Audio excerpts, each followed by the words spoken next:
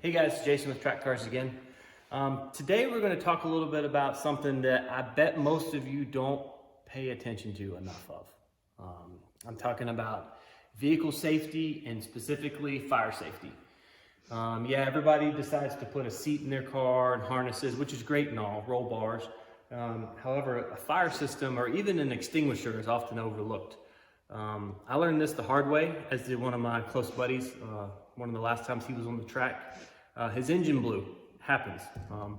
However, it started a big oil fire under his hood, and it was more than his vehicle was capable of putting it out. He didn't have a big enough extinguisher. It took the rescue crew a while to get to him while his car was just sitting there on the side of the track burning. He was helpless. Couldn't do anything under the hood. Didn't want to open the hood for fear of it flaming up. So unfortunately, it cost him a lot of money. It wasn't just a blown motor, but when you have an engine fire, it can lead to significant wire and harness damage, electrical damage, even body panels, your hood, especially if you're in a fiberglass car like a Corvette, your hood, there's a really good chance it's gonna melt down, and your fenders and all that kind of stuff. So it's something that has become more prevalent, I think, because as we're getting faster, everybody seems to be getting faster on the track, and their cars are getting faster, which means, you know, things happen. So let's talk a little bit about what I've done to my car. So my car, last time on track, blew the motor too. However, I got very lucky, and it did not go through the block. It didn't spread oil all over the engine bay. But what it did do, here's one little remembrance that I have of it, is I had a tailpipe fire. So right there, you can see just a stupid, simple little tailpipe fire can damage your rear bumper, and this is all bubbled up and either gonna have to be replaced, or I'll probably end up putting a wrap over it or something. But I got lucky. I didn't have an engine fire.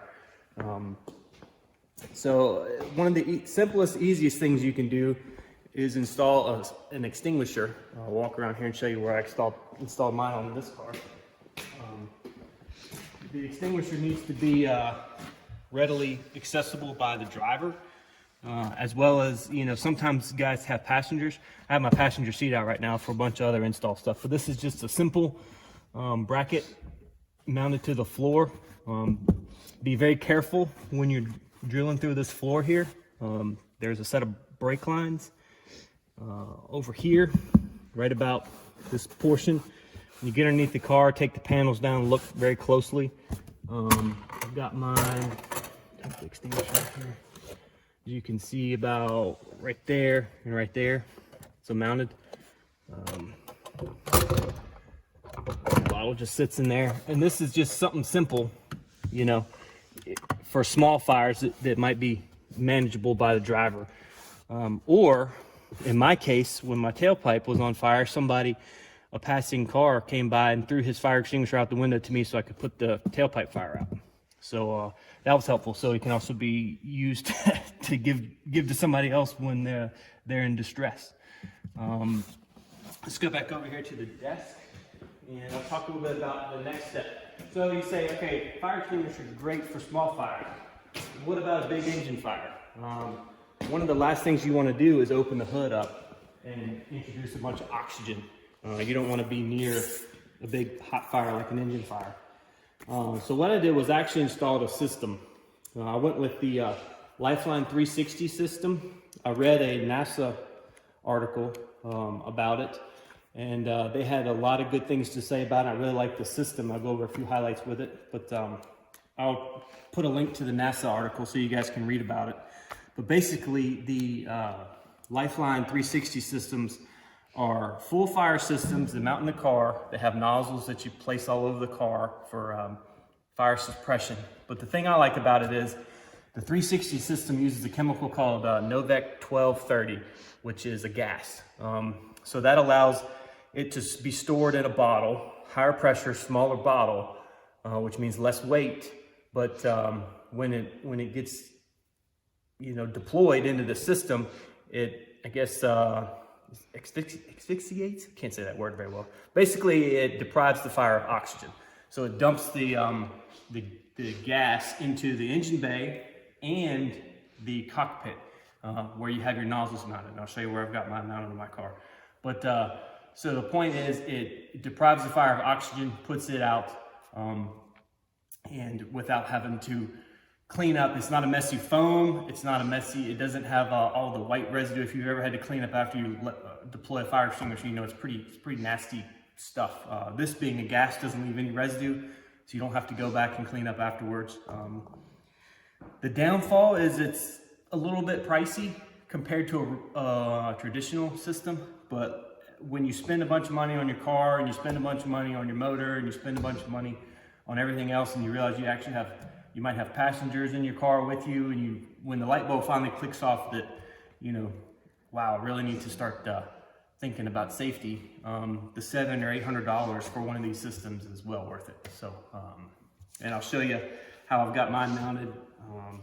I went with the 3 kilogram system. They have two systems. They have a 2.25 kilogram system and a 3 kilogram system. I went with the bigger system because it's a bigger car. Camaro's a pretty big car. And what's really cool about these systems is you mount the bottle, you run your lines, and you run your lines to nozzles.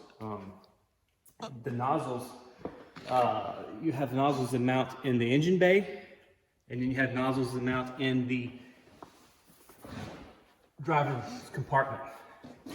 So they like for you to mount your nozzles spread out. Picture the engine sitting in here, and you've got a hot exhaust manifold on this side, a hot exhaust manifold on this side on a V8. On this side, you've also got a lot of electronics in a Camaro, or even in a Corvette or any other vehicle for that matter. Okay, something else I thought about while I was in here, I wanted to show you guys. So you see down here below underneath the firewall, kind of where the transmission tunnel is, you got all the heat shield, which protects the cab inside of the car and from all the radiant heat from the exhaust and everything in the motor. But what you don't have is any protection of your brake lines. And if you track your car, you know that keeping your brakes cool is extremely important because you don't want to bore the fluid. Well, up here in your engine bay, you've got a header on this side, a header on this side, which can also get extremely hot. So if you get the chance, or you probably should just do it, get yourself a roll of the heat tape. DEI sells it, or there's a bunch of other different brands. You just go on Summit Race and pick whatever you want. Doesn't really matter, but the important thing is to wrap your brake lines, because the last thing you want to do is to get your brake lines super hot up in here and boil your fluid. You put all this effort into keeping your brakes cool down by your hub, but up here in your engine bay, you've got the set of brake lines back here. You've got a single brake line on this side. It does have one piece of heat tubing on it, but I went ahead and wrapped the whole line. Same thing on this side. This one didn't have anything. I wrapped that. So wrap all this stuff up, because it'll keep the heat from getting into the brake lines, which is the most important safety device on your car, because you have to be able to stop. If you cannot stop, you will crash. And right here, this is important. Check out this big main wiring harness right here. This wiring harness, for Camaros that run long tube headers, this thing right here, the stock motor mounts are pretty soft on these cars. So if you run long tube headers, there's a chance that in hard cornering, the engine will move a little bit and the header will hit this harness. Ask me how I know. And so I had to fix the harness, and then I installed this big, huge, thick heat wrap on it. But it was pretty ugly. What it did was it made my traction control, anything that runs through the powertrain go crazy because it was grounding out on the header. So this is also important to put a heat resistant material near this big harness that runs through here. As you can see here, the heater lines from the factory have this thing wrapped around them. So you can't hurt anything to just add more protection under your engine bay from heat, because when you track these things, they get extremely hot, especially when you come off track and you don't have much airflow. You've just done a session and you're running through the paddock or the parking lot or wherever you're at, and the heat just sits under here and it just starts to soak everything. So keep that in mind. Heat's the enemy. We got to protect from it. So basically, you mount the nozzles and remove this cowl. It's pretty simple. You mounted the nozzles here. They're just little bulkhead fittings. You just drill a hole You put them through, tighten the nut up, and then they're installed. The instructions tell you how to install them. There's a little, called a slot. It's got to be installed horizontal. So I've got one here pointing to this side of the motor, one here pointing to this side of the motor, and then one here as an overview. So when if it does get deployed, it dumps the gas all in the engine bay and hopefully puts out any sort of fire that may be there. It's 3 nozzles for the engine bay and 2 for the compartment. So when I ran the lines on these Camaros, there's not a lot of places that have extra. I couldn't find any extra empty grommets or holes in the firewall or anything like that. So, but there is this nice big plug here. If you do away with the sound, I forget what it's called, but it's got that stupid system where it pipes sound into the cab. Do away with that, because that's just a tube, a bogus little tube, and it's a bunch of gimmicky crap. But you can route your lines. This is my wideband line, so you can mount lots of things to it. But I mounted the line for the fire system right here. It's got this flexible black tubing. So that actually goes through a fitting here, which goes up into the cowl area here, which goes to each one of these nozzles. So this is how I ran mine. You get that through the driver's side. I'll show you inside the car. But this makes a nice place to route your tubing. You don't have to actually cut your firewall open or drill another hole or anything like that. All right, go to the inside of the car. We'll go to the passenger side here. So the nozzle, the manual recommends mounting the nozzle up in the front here, kind of underneath the dash.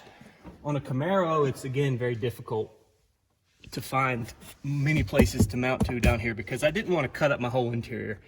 So it's really hard to see. I might have to get a light, but the nozzle's right here, and it's facing this way out into the floorboard of the passenger. The important thing is to get it in the floorboard, because this is like a big bucket. So when it does dump the gas, it'll fill up this, lower part, and if there's any fire, it'll suppress it and give you time to get out of the car. Let's see, the bottle I mounted back here. So it comes with these really cool little brackets that you mount into the floorboard or bouquet, whatever you're mounting it to. I will warn you that underneath all this is gas tank. The gas tank to the car is under here. So you're very limited on how you can drill this and mount these things. So be very careful.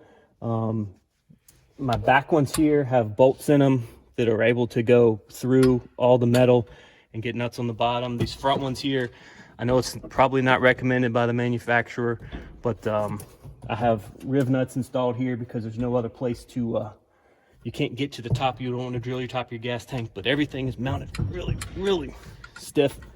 The bottle is sitting there very firmly. You have 2 lines that attach to the top of the bottle. I still have my pin installed, but one of these lines runs and does the nozzles inside the car. One of them does the ones up in the engine bay. So this has a fire retardant sleeve on it. So what I did was I just ran my 2 lines up underneath the console. If you've never taken the console out of these cars, it's super simple. You have this little cover here. You pop this little cover out. There's a bolt there. There's also one on the other side. And then up here, pop that panel off. It just kind of pulls straight up at an angle. There's a bolt there and a bolt there. The same thing on the other side. This console comes out, and I mounted my lines and they actually run through here and then come out up in there. One goes to this nozzle, and then it jumps over to the nozzle in the same spot on the driver's side. And then the other line goes and runs through that little sound tube I was telling you about, and then goes up into the firewall. Now for the actuation, it uses these little, like throttle cable like things. I think they're called Bowden tubes. This is the real name for them. You route them. I wanted one that's accessible by the driver, and it's accessible by somebody like a corner worker or somebody that runs up to your car they can pull it. So basically, you have these little T-handle things, these T-handles that actually pull the cable. I 3D printed a little bracket here because I couldn't find anything simple that I liked that would mount to the roll bar tubing. So if you care about that little bracket, send me an email or something, and I can hook you up with 1 or 2 of them. They're really simple. And found one on the other side, so the driver can just reach up beside his left ear, pull the thing if he has to, and then you want to mount your sticker right here on the side of your car so that a corner worker or a safety worker knows where your fire extinguisher is there. And they'll also see that you have an extinguisher in the floor too, if you have one, which I highly recommend. You run both. Let's see, what else am I not telling you? The cables for the little actuation, you just kind of run them. You want to leave a little bit of slop. It tells you all in the manual how to do that. I still have my pen there just in case I inadvertently hit something while I was installing them. But it's pretty straightforward. Just take your time. I recommend, like I said, using taking the console out, using what you have here if you want to keep it hidden. If you don't have any carpet in your car, it makes it easier, obviously. But I still have some semblance of interior in my car. And let's see. I guess that's about it. If you got any specific questions, let me know. Maybe I can answer them. But, hopefully, I guess the old adage is you install it and hopefully you never have to use it. And that's kind of where I'm thinking. You install all this stuff and then you never have to use it. And hopefully that's the case. So again, thanks for watching. And remember to like and subscribe down below. Talk to you soon.